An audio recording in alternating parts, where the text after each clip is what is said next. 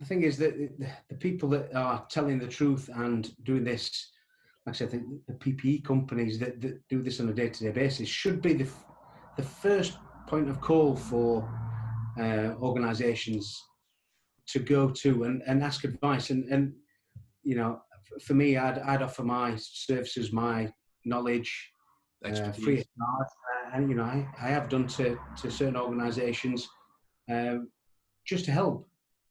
You know, can I advise? Can I look at? Can I, you know, help to advise they get the product to the right kind of time at the right kind of money, and try and ensure that the product is going to be the right product. Yeah. But whether that's something that's been negated due to the prices that are being offered and the products that don't actually exist or they're actually not up to the correct specs, Mm-hmm. Who knows?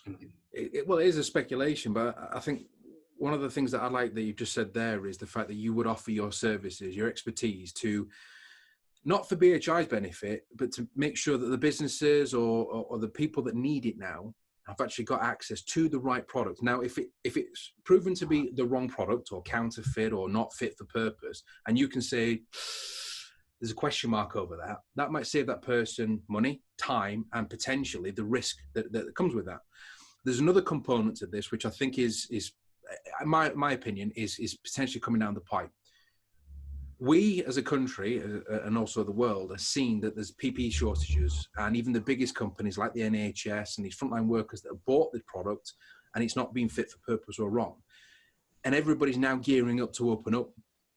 Is it likely to be the same, you know, are people going to make the same mistakes or potentially the same mistakes? Because I can only see the demand for these products going up. I can't see them going down. And that's on top of typical PPE that they would wear for standard operating procedures and normal functions. So, I mean, what's your thoughts on not necessarily predicting the future, but how do you see things going in the next few days?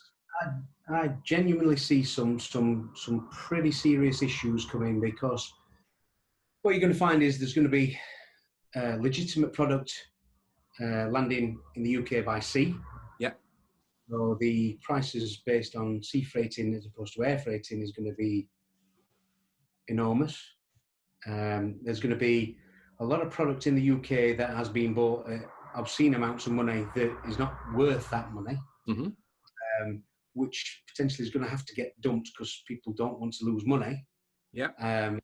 Is that going to hit the market in some way, shape or form that's not going to be totally above board?